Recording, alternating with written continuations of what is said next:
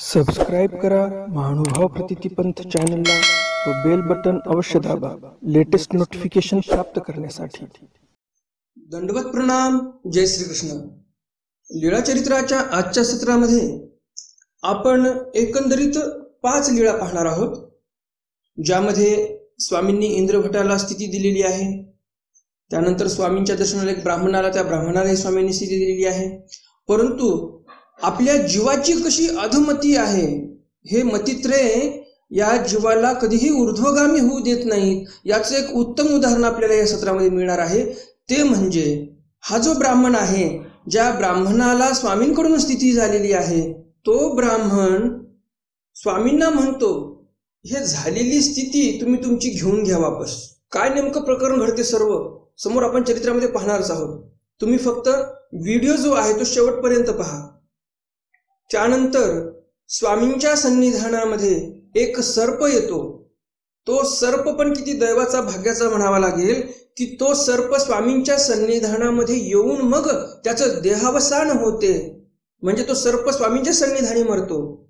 तर असा एक दैवाचा भाग्याचा साप जो आहे तो कसा येतो, काय प्रकरण घडते, कशी लीळा करतात स्वामी, हे सर्व आपण या सत्रामध्ये जाणून घेणार आहोत। आणि या सत्रातील शेवटची लीळा आहे मार्कंड पंचाळेश्वरा पाठवणे। स्वामींनी मार्कंडाला पांचाळेश्वरला पाठवलेला आहे आणि स्वामींनी असं दाखवून देण्याचा प्रयत्न केलेला आहे मार्कंडाला की मार्कंड हो, तुम्ही किती श्रेष्ठ आहात।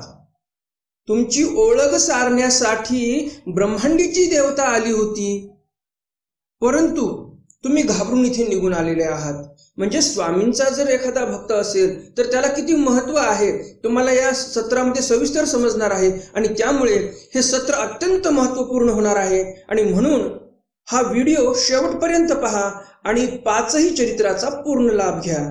नेहमीच्याच प्रमाणे तुम्हाला आजचा हा व्हिडिओ नक्कीच आवडणार आहे। 5ही स्वामींचे चरित्र नक्कीच आवडतील आणि त्यामुळे लगेच या व्हिडिओला लाईक करा आणि जास्तीत जास्त आपल्या वासनिक मंडळीपर्यंत हा व्हिडिओ शेअर करा, म्हणजे त्यांनाही या ज्ञानाचा लाभ होईल। तर जास्त उशीर न करता चला तर आज काही नवीन ज्ञानार्जन करूया। दंडवत हो। मी ईश्वरदास महानुभाव सर्वांचं स्वागत करतो आपल्या महानुभाव प्रतिपंथ या यूट्यूब चॅनलमध्ये। आजच्या लीळेचा लीळा क्रमांक आहे लीळा चरित्र पूर्वार्ध, लीळा क्रमांक 559। इंद्रभटा स्थिती। स्वामींनी इंद्रभटाला स्थिती दिलेली आहे। मग गोसाव्यांसी आरोगण झाली। मग स्वामींना आरोगण झालेली आहे। मग म्हणजे कधी, कालचं जे सत्र पाहिलं आपण त्याच्यामध्ये स्वामींनी ब्रह्मप्रकाशिका थोडीशी खाल्लेली आहे आणि त्यानंतर ते जे करंगुळीचं नख होतं ते इंद्रभटाच्या तोंडामध्ये झाडलं, इंद्रभटांना स्थिती झाली आणि नंतर मग स्वामी इथे आरोगण्याला बसलेले आहेत, जेवणासाठी बसलेले आहेत। गोसावी ते पाल मांडे इंद्रभटाकडे घातले। स्वामींनी ते पाल मांड म्हणजे जेवण झाल्यानंतरचं जे ताट होतं ते ताट इंद्रभटाकडे सरकवलं। सर्वज्ञे म्हणितले। या उपरांत स्वामी म्हणतात, बाई इंद्रभटासी पूर्ण करा। स्वामी बाईसांना म्हणतात, बाई इंद्रभटांना पूर्ण करा, म्हणजे जे काही जेवायला लागते त्यांचं पोट भरून त्यांना जेवू घाला, त्यांच्या ताटामध्ये जे लागते ते वाढा, ताट पूर्ण करा, पूर्ण भरा ताट। बाईसी आणिक वाढिले। बाईसांनी मग ताटामध्ये जेवायला वाढलं, ते जेविले, इंद्रभट्ट जेवले। आंचवले हात धुतले, तैसेची स्थिती मंत होणी तिणी दिस गोसाविया जवळी बैसले होते। तसेच स्थितिमंत होऊन इंद्रभट्ट 3 दिवसापर्यंत स्वामींजवळच बसलेले आहेत। तिसरा दिसी नावेक स्थिती पातळ झाली। तिसऱ्या दिवशी त्यांची स्थिती थोडीशी पातळ झाली, म्हणजे स्थिती कमी झाली। सर्वज्ञे म्हणितले। यावर स्वामी म्हणतात, इंद्रिया बाईसी म्हणिये दिधले ते तुम्ही केले। स्वामी म्हणतात इंद्रभट्टांना, तुम्हाला बाईसांनी जे म्हणिये दिलं होतं, म्हणजे जे काम सांगितलं होतं ते काम तुम्ही केलं का बरं? तरी काही जी इंद्रभट्ट म्हणतात, हो केलं ना। हे नव्हे आताची करुणी आला। हे काय त्यांचं काम मी आताच करून आलो। 3 दिवस लोटले होते, परंतु इंद्रभटांना असं वाटते की मी आताच काम करून आलो। सर्वज्ञ म्हणितले. यावर स्वामी म्हणतात, तया बोला तिनी दिस झाले. स्वामी म्हणतात, अहो इंद्रभट्ट हो, तया बोला म्हणजे ते जे काम तुम्ही करून आलेले आहात, तेल घेऊन आलात तुम्ही, स्वामी बाईसांनी तुम्हाला तेल आणायला सांगितलं होतं, तुम्ही तेल घेऊन आलात, त्या गोष्टीला 3 दिवस झालेले आहेत. म्हणून अंगुळीचा अनुकारू दाखविला. असं म्हणून स्वामींनी अंगुळांचा म्हणजे बोटांचा अनुकार दाखवला. कसा अनुकार दाखवला? 3 बोट दाखवली स्वामींनी आणि म्हटले की तुम्हाला ते काम करून 3 दिवस झालेले आहेत, असं स्वामींनी अनुकार करून दाखवलेला आहे. गोसावी तयाचे देवश्री करी घेऊनी म्हणितले. स्वामी त्यांची देवपूजा हातात घेतात आणि म्हणतात, इंद्रिया हे तुमचे देवतिनी दिस स्परिसे असती. स्वामी म्हणतात, इंद्रभट्ट हो, तुमची देवपूजा 3 दिवसापासून पारशी आहे, तुम्ही त्याला स्नानही नाही घातलं अजून देवपूजेला, तरी हे कवनाही दिस तू. स्वामी म्हणतात, 3 दिवसापासून तुम्ही तुमचे देव पारशे ठेवलेले आहेत, तर मग हे देवपूजा कोणाला तरी देऊन टाका. तुमचे देव जे आहेत 3 दिवसापासून पारशे, हे कोणाला तरी देऊन तरी टाका. दररोज कोणीतरी आंघोळ तरी घालत राहील त्याला. जी जी दिजतू तरी मजची दिजतू. इंद्रभट्ट म्हणतात, तुम्हाला द्यायचेच असतील देव तर मलाच देऊन टाका परत. मग गोसावी तयासी दिधले आणि तयाची स्थिती भंगली. मग स्वामींनी ती देवपूजा इंद्रभट्टाला देऊन टाकली आणि मग इंद्रभट्टांची स्थिती भंगली. मग आता इथे आपण काय समजून घ्यायचं की स्वामींनाही अभिप्रेत होतं देवतेचं भजन पूजन करावं? नाही. इंद्रभट्ट कोण्या गुणाचे आहेत आणि कोण्या संस्काराचे आहेत हे स्वामींना माहिती होतं की इंद्रभट्ट काय ऐकणार नाहीत. ही देवपूजा कोणाला तरी देऊन टाकतो आणि तुम्ही आमच्या ठिकाणी सर्व भावे शरण या आणि आमचीच भक्ती करा, असं जर म्हटलं असतं तर इंद्रभट्टांनी ऐकलं नसतं. कोणता जीव कसा आहे आणि त्याचे संस्कार कसे आहेत आणि तो कसा वागणार आहे, त्याच्या दैवात काय लिहिलेलं आहे, सर्व स्वामींना माहिती आहे. आणि स्वामी पालत्या घागरीवर पाणी घालू इच्छित नव्हते आणि म्हणून इंद्रभट्टांच्या नादी काय देव लागत नाहीत. इंद्रभट्टाला काय देव म्हणत नाहीत की हे सकळ देवता ह्या कृपण आहेत, या सकळ देवता या जीवाला फक्त नरक भोगवण्याचा प्रयत्न करतात, दुःख देण्याचा प्रयत्न करतात आणि तुम्ही देवतेला सोडून आमच्या शरण या, असं स्वामींनी इथे निरूपण केलं नाही. म्हणजे आपण या चरित्रातून शिकवण घेतली पाहिजे की भलत्या सलत्याच्या नादी लागायचं नाही. कोणीही कट्टर एखाद्या देवतेचा भक्त आहे, त्याच्या मागे लागलो आपण, अरे देवता भक्ती सोड आणि परमेश्वराला शरणे, अरे देवता भक्ती सोड परमेश्वराला शरणे, अशा पालत्या घागरीवर आपण कितीही पाणी घालत बसलो तरी ते घागर काय भरणार नाही. आणि म्हणून अशा माणसांपासून दूर राहिलेलंच बरं, असं स्वामी आपल्याला या स्वामींच्या वर्तनातून आपल्याला लक्षात येते की स्वामींनी इंद्रभट्टाला नाही सांगितलं की नाही हे देवपूजा कोणाला तरी देऊनच टाका आणि तुम्ही इथे अनुसरण घ्या, असं स्वामी म्हटले नाही त्या इंद्रभट्टाला. पुढच्या व्यक्तीच्या उठण्या बसण्यावरून वागण्यावरून लक्षात येते तो माणूस कसा आहे, कशा प्रकृतीचा आहे, त्याला आपण काय बोललो पाहिजे, काय बोललो नाही पाहिजे, हे सर्व आपल्याला समजते आणि त्याप्रमाणे आपण वागलो पाहिजे. कळून सवरून पण आपण तेच चूक नाही केली पाहिजे. इथे स्वामींनी स्वतःच्या या लीळेमध्ये हे आपल्याला दाखवलेलं आहे, स्वतःच्या वागण्यातून, स्वतःच्या आचरणातून, की जो व्यक्ती योग्य आहे तुमच्या निरूपणासाठी त्याच व्यक्तीला निरूपण करा, भलत्या सलत्याच्या नादी लागू नका, असं स्वामींना इथे आपल्याला एकंदरीत सांगायचं आहे या लीळेमधून. आजचा व्हिडिओ थोडा मोठा होणार आहे, परंतु नक्कीच तुम्हाला खूप मार्गदर्शक ठरणार आहे. आजचा व्हिडिओ, आजचे सर्व चरित्र तुम्हाला मार्गदर्शक ठरणार आहेत आणि तुमच्या ज्ञानामध्ये नक्कीच भर पडणार आहे. असा हा महत्त्वपूर्ण आणि ज्ञानवर्धक व्हिडिओ होणार आहे आणि त्यामुळे व्हिडिओ शेवटपर्यंत पहा, मध्येच सोडून जाऊ नका. या 5ही चरित्रांचा पूर्ण लाभ घ्या आणि आपला वेळ सत्कारणी लावा. पूर्वार्ध लीळा क्रमांक 560. ब्राह्मणा स्थिती. स्वामींनी एका ब्राह्मणाला स्थिती दिली. गोसावियांसी ओट्यावरी आसनासे नवगावीचा ब्राह्मणो देवतेसी आला, दारापासी आला. स्वामी ओट्यावर बसलेले होते. नवगावचा एक ब्राह्मण देवतेच्या दर्शनासाठी आलेला आहे आणि दरवाजापाशी उभा आहे आणि सर्वज्ञ म्हणितले काही भटो देवतेसी आले ती. आणि स्वामी त्यांना म्हणतात, का हो भट्ट हो, देवतेच्या दर्शनाला आलेले आहात का तुम्ही? तीही म्हणितले. तो ब्राह्मण म्हणतो, जी जी हो, मी देवतेच्या दर्शनाला आलेलो आहे. तैसीची तया स्थिती झाली आणि तशीच त्यांना स्थिती झाली. दंडोत घातले श्री चरणा लागले. स्वामींना त्यांनी दंडोत घातले, पायाही पडले. गोसाविया पासी नावेक बैसले होते मग निघाले.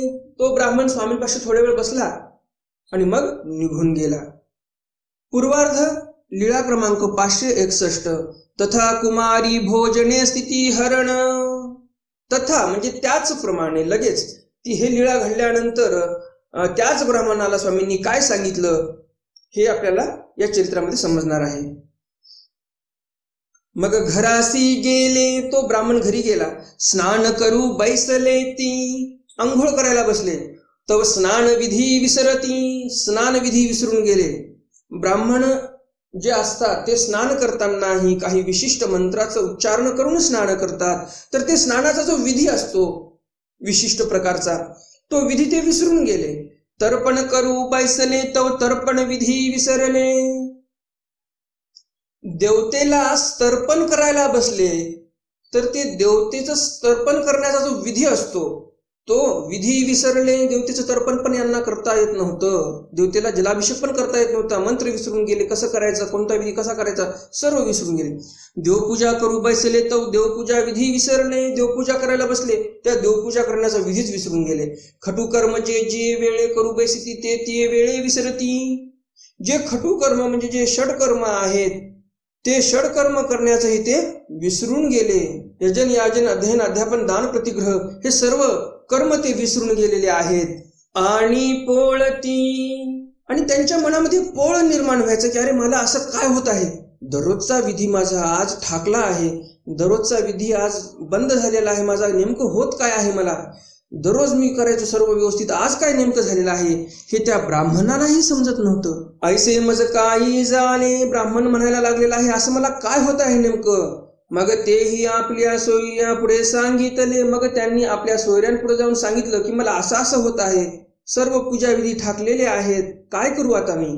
तेही म्हणतले तू काही विंझुगेयासी गेला होतासी. ते ब्राह्मण म्हणतात तू काही विंझुगाला गेला होता का. तेही म्हणितले, तो ब्राह्मण म्हणतो हो मी गेलो होतो ना विंझुगाला. तेही म्हणितले हे तयाची गोसाव्यापासून झाले. ते सोयरे म्हणतात अरे त्या गोसाव्यांपासूनच तुला हे सर्व झालेलं आहे. आता जाये तया तेची विनवी, आता जा गोसाव्यांपाशी स्वामींपाशी आणि त्यांनाच आता विनंती करतो. मग तया चेनी जाईल, आणि मग त्यांच्याकडूनच हे जाईल हे तयाची.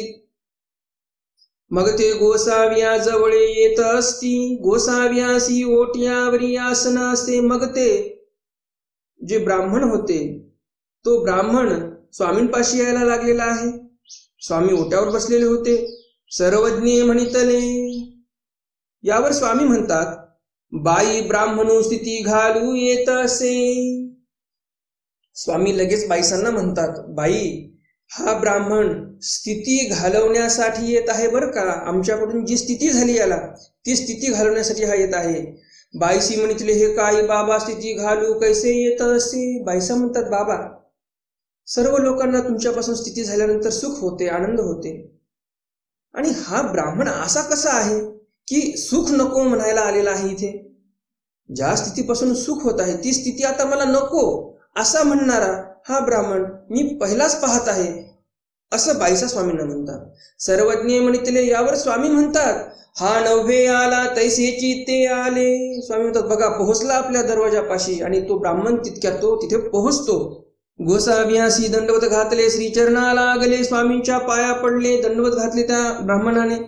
गोसाव्यापाशी बैसले, स्वामींजवळ बसले. मग विनविले, आणि मग तो ब्राह्मण विनंती करतो मज गोसाव्यापासून झाले असे ते माझे जावे. मला जे काही स्वामींपासून झालेलं आहे, जे काही स्थिती झाली असेल किंवा जे काही झालं, या ब्राह्मणाला हेही माहिती नाही की मला स्थिती झाली. तो काय म्हणत आहे की मला जे काही स्वामींपासून झालेलं आहे ते माझे जावे, ते सर्व निघून जावं. सर्वज्ञ म्हणितले, स्वामी म्हणतात हे हो जाणे परी जावो नेने. स्वामी म्हणतात आमच्याकडून गोमट होत असते आणि झालेलं गोमट कधी जात नसते असं स्वामी म्हणतात. वर ब्राह्मण काय म्हणतो पुन्हा नाजी माझे जावे. तरीही हा ब्राह्मण म्हणतो नाही नाही नाही नाही, ते तुमचं जरी असेल तसं तत्व तरी पण मला जे काही तुमच्याकडून झालेलं आहे ते सर्व निघून जावं माझ्यापासून. सर्वज्ञ म्हणितले, भट्टो काही असुख होत असे. स्वामी म्हणतात भट्टो तुम्हाला काही असुख होत आहे का, म्हणजेच काही दुःख होत आहे का त्यापासून. नाजी असुख तरी काही नव्हे सुखची होत असे. तो ब्राह्मण म्हणतो, नाजी तसं काही नाही, दुःख वगैरे असुख वगैरे मला काही होत नाही, सुखची होत असे, मला सुखच होत आहे. परी हे माझे जावे, तरी पण हे मला जे काही झालेलं आहे ते सर्व जावं. सर्वज्ञ म्हणितले. यावर स्वामी म्हणतात, सुख जीवासी प्रधान की. स्वामी म्हणतात ब्राह्मणाला, अहो या जीवाला सुख प्रदान आहे, हे सर्व विश्व सुखाच्या मागे धावत आहे आणि तुम्हाला सुख प्राप्त झालेलं आहे आणि तुम्ही म्हणतात की हे सुख नको मला. नाजी हे माझे जावे. बघा, देव तीनदा तीनदा सांगत आहेत, असं तुम्ही का करता? आणि तीनदा तीनदा हा ब्राह्मण म्हणत आहे, नाजी हे माझे जावे, हे मला सुख वगैरे तुमचं काही एक नको. माझे खटुकर्म राहत असे, माझे षडकर्म सर्व राहत आहेत षटकर्म. सर्वज्ञ म्हणितले तिही कुमारी जेऊ सुवा मग हे जाईल. स्वामी म्हणतात 3 कुमारी केला जेऊ घाला आणि मग हे जाईल. गोसावी हविक्षाण जेऊ सुविले. स्वामी म्हणतात तुम्ही 3 कुमारी केला जेऊ घाला आणि मग हे सर्व निघून जाईल. गोसावी हविक्षाण जेऊ सुविले म्हणजेच जे भाजून तयार केलेले पदार्थ असतात, फुटाणे वगैरे हरभऱ्याचे तयार केलेले, ते खाऊ घालतात. किंवा हविक्षान्न म्हणजे यज्ञातलं अन्न. आता यज्ञातलं अन्न तर आपल्याला म्हणता येणार नाही, कारण इथे कुठे यज्ञ आहे आणि कुठे त्याचं अन्न आहे. तर स्वामींनी इथे फुटाणे हरभरे असे त्यांना कोरडं अन्न भाजलेलं असं ते कोरडं फुटाण्यासारखं अन्न ते खाऊ घातलेलं आहे. आणि 3 कुमारिकेला जेऊ घाल असं स्वामींनी त्यांना सांगितलं, हा विधी सांगितला. कारण स्वामींना त्यांच्याकडून भूत भजन करून घ्यायचं होतं. नाहीतर स्वामींना जर वाटलं असतं की यांची स्थिती कमी करावी तर स्वतः स्वामी करू शकले असते.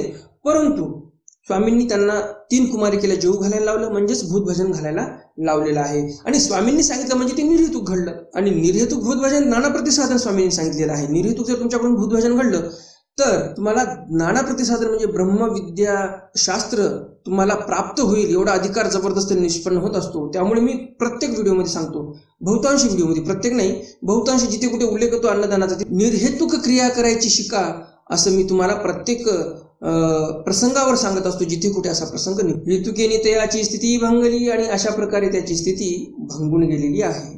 पूर्वार्ध लीळा क्रमांक 562. सन्निधी सर्पा देहावसान. स्वामींच्या सन्निधानी सर्पाचं देहावसान झालेलं आहे. गोसावी ओट्यावर आसनासे भक्तिजन अवघे जवळी बसले असती. स्वामी ओट्यावर बसलेले होते, सर्व भक्तिजन जवळ स्वामींच्या खाली बसलेले होते. सर्वज्ञ म्हणितले परते सरागा. स्वामी म्हणतात, अरे बाजूला सरका, रस्ता करावर. प्राणी ऐकू येथीच्या दर्शना येतू असे. एक प्राणी आमच्या दर्शनाला येत आहे इथे. भक्तिजनी परते झाले. सर्व भक्तजन परते झाले म्हणजे बाजूला झाले. हेतुके निसर्पू गोसाव्या जवळी आला. दोन्ही वेळ वरती आपडे गोसाव्या ते नमस्कारिले आणि तैसेची देह ठेविले. आणि एवढ्याने तो साप तिथे आला. नाग होता चांगला. त्या नागाने काय केलं, 2 वेळा फडी अशी वर केली आणि खाली झुकवली, म्हणजेच 2दा नमस्कार केला स्वामींना. आणि तसंच तो तिथे काय केले, त्याने देह ठेविले म्हणजे मरून गेला तिथेच. सर्वज्ञ म्हणतील या ते बाहेरी घाला गा. स्वामी म्हणतात भक्तजनांना, आता या सापाला बाहेर टाकून द्या. भक्तिजनी म्हणितले जी जी हा मोळेला असे खायना. स्वामी भक्तजनांना म्हणतात सापाला बाहेर टाका. आणि भक्तजन म्हणतात जी जी आता समोर आपल्या आलेला जिवंत साप इथे येऊन पडलेला आहे. हा थोडा मवाळ झालेला आहे आणि पडलेला आहे. तो आम्हाला खाईना. प्रश्नार्थक चिन्ह आहे समोर. याचा अर्थ काय की तो आम्हाला चावणार तर नाही असा अर्थ होतो. आणि जर प्रश्नार्थक चिन्ह सोडून दिला अर्थ करताना तर खायना म्हणजे काय, भक्तजनच म्हणत आहेत स्वामींना की आता हा आम्हाला चावणार नाही असा अर्थ होतो. आणि त्यामुळे जे प्रत्येक ओळीचा अर्थ करताना आपल्याला त्या चिन्हांचा पण विचार करावा लागत असतो, तेव्हा कुठे सविस्तर अर्थ लागतो. खायना म्हणजे इथे भक्तजन म्हणत आहेत की तो आम्हाला खाणार नाही का. यावर स्वामी काय म्हणतात, सर्वज्ञ म्हणितले जे खाई ते याचा ठाई नाही. जो खाईल म्हणजे जो चावेल त्याच्यामधला जो आत्मा होता, जो जीव होता, तो तर निघून गेलेला आहे. आता तो निश्चेतन होऊन पडलेला आहे, मेलेला आहे. तो जीवतऱ्याच्या ठिकाणी नाही, आता निघून गेलेला आहे. मग तेही काठ्या करून कुपावरी घातला. काठीवर घेतलं त्या सापाला आणि कुपावर नेऊन टाकलं भक्तजनांनी. ब्राह्मणाच्या दोघी बाया देवतेशी आलिया होतिया. ब्राह्मणाच्या 2 बाया देवतेच्या दर्शनाला आल्या होत्या. तीही रिगताही सर्पाते देखिले आणि सांडिताही देखिले. तो साप मंदिरात जातानाही त्या बायांनी पाहिला होता आणि बाहेर भक्तजन टाकत होते त्यावेळेसही पाहिलं. मग तेही म्हणितले हे काही लाघव की हरिमेखळ. मग त्या बाया म्हणतात ही काही नजरबंदी म्हणावी की खरंच काही चमत्कार म्हणावा. तो येरी म्हणितले उद्याची ऐसेची असेल तरी साच. दुसरी बाई म्हणते जर उद्या सकाळपर्यंत हा साप इथेच राहिला तर समजावं की हे खरं खरं आहे. उद्याची मागुत्या देवतेशी आलिया तो सर्पो कुपावरी तैसाची असे. सकाळी बाया पुन्हा देवतेच्या दर्शनाला आल्या आणि त्या कुपावर तसाच साप पडलेला होता. मग तेही म्हणितले हे लाघव नव्हे हरिमेखळही नव्हे हे साच. आणि मग त्या बाया म्हणतात की ही नजरबंदीही नाही आणि कोणता चमत्कारही नाही, हे खरी घटना घडलेली आहे. मग त्या देवतेशी आलिया. मग त्या बाया देवतेला आल्या आणि सर्वज्ञ म्हणितले बाई हे लाघव की हरिमेखळ. मग स्वामी त्यांना विचारतात बाई हे लाघव आहे की हरिमेखळ आहे, म्हणजेच नजरबंदी आहे की चमत्कार आहे. तयासी विस्मो झाला. बायांना आश्चर्य वाटलं. आम्ही पैरा बोलिलो ते येही जाणितले. आम्ही तर तिकडे दूर उभं राहून बोललो, स्वामींना कसं माहिती झालं इथे, कमाल आहे. ऐसा विस्मो होऊन गेलिया. अशा विस्मित झाल्या त्या बाया आणि निघून गेल्या. पूर्वार्ध लीळा क्रमांक 563. मार्कंड पंचाळेश्वरा पाठवणे. स्वामींनी मार्कंडाला पंचाळेश्वरला पाठवलेला आहे. मार्कंड ऐसे म्हणती मज गोसामियापासून काही नाही मिरिता. मार्कंड प्रत्येक वेळेस म्हणायचे की मला स्वामींपासून काही एक गोमट होत नाही, काहीही फायदा होत नाही, मी रिताच आहे म्हणजे रिकामाच आहे. बाईसे ऐसेची म्हणती. बाईसा पण अशाच म्हणायच्या. बटिकू तू कैसा रिता. बटिका तू कसं काय रिता राहिला रे बाबा. एकू दिसू सर्वज्ञ म्हणितले. एके दिवशी स्वामी म्हणतात मार्कंडा तुम्ही पंचाळेश्वराशी जा. मार्कंड हो तुम्ही पंचाळेश्वरला जा. तुम्ही 3 पहार विजन करावे. तुम्ही 3 प्रहरापर्यंत विजन करावं. 3रा प्रहरी भिक्षा करावी आणि 3ऱ्या प्रहरी भिक्षा करावी. म्हणजेच काय याचा अर्थ 3 पहार विजन करावे म्हणजे 3रा प्रहर चालू होईल तोपर्यंत विजन करावं. म्हणजे सकाळी 6 ते 9, 9 ते 12 असे 2 प्रहर तुम्ही विजन करावं आणि 3ऱ्या प्रहरी म्हणजे 12च्या नंतर भिक्षेला जावं. गंगे जेवावे. गंगेला जेवण करावं. देवळी निद्रा करावी. एका मंदिरामध्ये जाऊन निद्रा करावी. मोडणे असावे. मोडणे धारण करावं. 3ऱ्या दिवशी यावे आणि 3ऱ्या दिवशी आमच्याकडे परत यावं तुम्ही. असा विधी स्वामी मार्कंडाला सांगतात. हो काजी. मग तेही दंडवत घातले. श्रीचरणा लागले. मग पंचाळेश्वरासी गेले. स्वामींना त्यांनी दंडवत घातले मार्कंडांनी आणि पायाही पडले आणि पंचाळेश्वरला गेले. 3 पहार विजन केले. 3रा प्रहरी भिक्षा केली. गंगे जेवले. पंचाळेश्वराच्या देवळी निद्रा कराव्या गेले. रात्री बैसले असती तव खळीचे सावली. खळीच्या चोळ्या हाती तांब कळस. ऐसिया देवतेसी आलिया. मग ते पंचाळेश्वरला गेले. 2 प्रहर विजन केलं म्हणजे 6 ते 9, 9 ते 12 आणि 12च्या पुढे 3ऱ्या प्रहर भिक्षेला गेले आणि गंगेला जाऊन जेवणही केलं. भिक्षा करून गंगेला जेवले. पंचाळेश्वरच्या मंदिरामध्ये झोपायला गेले आणि गेल्या गेल्या थोडी माणूस झोपतो, थोडे बसलेले होते आणि तेवढ्यातच खळीचे सावले म्हणजे खळ दिलेले वस्त्र होते त्या बायांच्या अंगावर. खळीची चोळ्या होत्या आणि हातात तांब कळस घेऊन ते देवतेच्या दर्शनाला आलेले आहेत. दारापुढे उभ्या राहिल्या देवतेच्या आणि मग म्हणायला लागल्या त्या बाया एकूण एकीला चाल गे भीतरी ना जाओ. चल बरं आतमध्ये आपण जाऊया. ना थोरे रावळाचे असती. एक बाई दुसऱ्या बाईला म्हणते नको आतमध्ये, खूप मोठ्या थोरे रावळाची म्हणजे मोठ्या माणसं आतमध्ये बसलेले आहेत, म्हणजेच परमेश्वराचे माणसं आहेत मार्कंड आणि ते आतमध्ये बसलेले आहेत. आता आपण आतमध्ये कसं जावं. मग ते म्हणे चालसी ना का गे भीतरी. लगेच दुसरी म्हणायची काय होते चल आपण जाऊया आतमध्ये. ना जावो नये. लगेच ती दुसरी बाई म्हणते की नाही नाही आपल्याला आतमध्ये जाता येणार नाही. मुदला रावळाचे असती म्हणजे जे मुख्य ईश्वर आहेत, मुदल रावळ मुख्य राजे जे आहेत या ब्रह्मांडाचे मालक ईश्वर त्यांचे आतमध्ये भक्त बसलेले आहेत. ऐसे मागुते पुढारे म्हणती नावेक होतीया. पुन्हा ती बाई म्हणायची, पुन्हा ती बाई अशीच म्हणायची. असंच 2दा-3दा झालं. थोड्या वेळ होत्या मग गेली आणि निघून गेल्या. 2ऱ्या दिवशी मागुते तेही तैसेची केले. 2ऱ्या दिवशी पुन्हा त्या बाया आल्या. पुन्हा तसंच त्यांनी बडबड बडबड केलं, गप्पा केल्या. रात्री देवळे बैसली असती तो मागुत्या आलिया. दारापाशी उभ्या ठाकल्या. येरी म्हणे चालसी गाणा भीतरी ना जाऊ नये. मुदला रावळाचे असती ऐसे 3 वेळ म्हणितले. पुन्हा त्या बाया म्हणतात संध्याकाळी आल्यानंतर 2ऱ्या दिवशी की चाल आतमध्ये जाऊ. दुसरी बाई म्हणते नको आतमध्ये, आतमध्ये ईश्वराचे भक्त बसलेले आहेत, आपल्याला आतमध्ये जाता येणार नाही. पुन्हा ती बाई म्हणते काय होते चला जाऊ. पुन्हा ती बाई म्हणते नको नको, आतमध्ये ईश्वराचे भक्त बसलेले आहेत आणि त्यामुळे आपल्याला आतमध्ये जाता येणार नाही. असं ते गप्पा मारत बसले तिथे देवळाच्या दरवाजापाशी. असं 3 वेळा झालं. मग मार्कंडी म्हणितले, 3 वेळा झालं म्हणजे काय तर 3 वेळा ऐकून ऐकल्या त्या बाया बोलल्या. आणि यावर मार्कंड म्हणतात येथ कोणी ठाई याल काली तरी काली आली ती. मार्कंड म्हणतात इथे कुठे याल तुम्ही, काल तर काल आलात तुम्ही, आजी तरी आजी आली ती आज पण आलात. तुम्ही कोण जाल की नवचा, तुम्ही कोण आहात जाल की नवचा, तुम्ही जाता की नाही, असं मार्कंड म्हणतात. इथे स्वामींच्या विधीचा भंग केला मार्कंडांनी. कारण स्वामींनी सांगितलं होतं मौन राहा, यांनी इथे बोलून टाकलं, मौन राहिले नाही. आणि ती अदृश्य झाली आणि त्या देवता अदृश्य झाल्या. बाहेर येऊन पाहती तो त्या न देखती. मार्कंड हे जे बोललेले आहेत ते मंदिरात बसूनच बोललेले आहेत, बाहेर येऊन काय पाहिलंच नाही. आणि असं बोलल्यानंतर बाहेर येऊन पाहतात तर कोणीच नाही बाहेर. आणि बिहाले आणि घाबरले. उद्याची निघाले, सकाळी सकाळी निघाले. स्वामींनी सांगितलं होतं 3 दिवस राहा, हे 2च दिवस राहिले. इथेही वचनाचा भंग झाला. ते गोसावियाच्या दर्शनासी आले, ते स्वामींच्या दर्शनाला आले. गोसाविया पुढे अवघे सांगितले, स्वामींपुढे सर्व सांगितलं. मग म्हणितले, आणि मग म्हणतात हा जित्या कोणी, त्या बाया कोण होत्या बरं. सर्वज्ञ म्हणितले, स्वामी म्हणतात त्या ब्रह्मांडीच्या देवता गा. स्वामी मार्कंडांना म्हणतात की अहो त्या ब्रह्मांडीच्या देवता होत्या. कशासाठी आल्या होत्या, तुमची ओळखेसी आलिया असतिया, तुमची ओळख सारण्यासाठी, तुमची सेवा करण्यासाठी आल्या होत्या त्या. सर्वज्ञ म्हणितले, तुम्ही म्हणा आम्ही रीते ते उगेची राहिले अंक. स्वामी म्हणतात का हो, एवढ्या ब्रह्मांडीची देवता तुमची ओळख सारण्यासाठी, सेवा करण्यासाठी आल्या होत्या. त्या बाया एकूण एकीला गप्पा मारत होत्या. एक म्हणत होती चाल आतमध्ये जाऊ, दुसरी म्हणत होती नका आतमध्ये जाऊ नये, आपण मोठ्या ईश्वराचे भक्त बसलेले आहेत इथे. तुम्ही जर त्यावेळेस बोलले असते की या आतमध्ये, तर त्या देवता आतमध्ये आल्या असत्या. तुमची ओळख सारण्यासाठी आल्या होत्या, तुमची सेवा करण्यासाठी आल्या होत्या. तर तुम्ही सांगा मार्कंड हो, एवढी ब्रह्मांडीची देवता तुमच्या सेवेसाठी आली होती, जी अष्टमा सिद्धीची अधिष्ठाती देवता होती, ती आली होती तुमच्या सेवेमध्ये.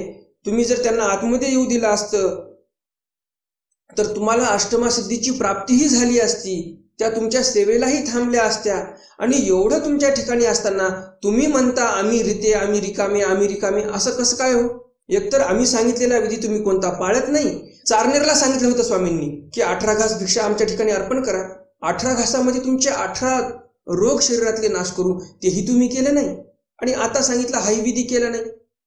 तुमच्या ठिकाणी एवढी योग्यता आहे, ब्रह्मांडीची देवता तुमची ओळख सारण्यासाठी येते, आणि ह्यापेक्षा तुम्हाला काय पाहिजे, एवढं स्वामी त्यांना सांगतात. मागच्या चरित्रामध्ये आपण पाहिलं की तो ब्राह्मण बघा, एवढी सुंदर स्थिती झालेली आहे त्या ब्राह्मणाला, एवढं सुख होत आहे, तरीही तो ब्राह्मण ती स्थिती संपून जावी, ती स्थिती परत स्वामींनी घ्यावी म्हणून स्वामींपाशी आलेला आहे. हे सकळ विश्व तुम्ही पाहता सुखाच्या पाठीमागे धावत आहे. सुख व्हावं, सुख व्हावं. आणि या ब्राह्मणाला देवाने सुख दिलं. तर हा जीव कसा आहे बघा, अधोमती, अधगती, अधरती, मतित्रय याच्या ठिकाणी आहेत. अविद्येने व्यापलेला हा जीव आहे. या जीवाला ही अविद्या आहे, मतित्रय हे सुधरू देत नाही. आणि म्हणून या ब्राह्मणाला तशी बुद्धी आलेली आहे. देवापाशी जाऊन म्हणतो की हे झालेलं तुम्ही परत घ्या. बरं, हा दोष या ब्राह्मणाच्या ठिकाणीच आहे का? या ब्राह्मणासारखी आपली ही परिस्थिती झालेली आहे. आपल्याला देव बसलेत ईश्वर प्राप्ती करून द्यायला, आपण देवाच्या ठिकाणी जातो, स्थानाच्या ठिकाणी जातो आणि त्या परमेश्वराला म्हणतो, त्या स्थानापतीला म्हणतो की मला प्रपंचाच्या गोष्टी द्या, ईश्वर प्राप्ती मला काही करायची नाही, मला प्रपंचाच्या गोष्टी द्या, मला शेतबाडी द्या, मला चांगली नोकरी लागू द्या, चांगली पगार मिळू द्या मला. परमेश्वर म्हणतात अरे माझ्याकडे कैवल्य पद आहे, कैवल्य पद देतो, तू माझ्या ठिकाणी अनुसरण घे. परमेश्वर काय म्हणतात की मी तुला कैवल्य पद देण्यासाठी अवतार घेतलेला आहे, तू माझ्या ठिकाणी अनुसरण घे, माझ्या ठिकाणी सर्व भावे शरण ये, मी तुला कैवल्य पद देतो. परंतु आपण काय म्हणतो स्थानापत्तीपाशी जाऊन, नाही नाही नाही, मला कैवल्यपद काय करायचे, घेणे देणं नाही कैवल्यपदाचं. संसाराला ज्या माझ्या गोष्टी कमी पडत आहेत त्या मला पाहिजेत. तुम्ही बघा महानुभाव पंथातले जे स्थान असतील जिथे नवस खूप पूर्ण होतात, नवस जाप्य पुरवते असं जे स्थान आहे त्याच्या ठिकाणी किती गर्दी होते, खूप भयंकर गर्दी असते. डोमेग्राम सारखं स्थान आहे जिथे डोमेग्रामचा राजमठ जो आहे तो जो ओटा आहे खूप महत्वाचा ओटा आहे राजमठातला. प्रसादवत स्थान आहे ते. आसन शिन्नस्थळी आहे डोमेग्रामला, प्रसादवत स्थान आहे.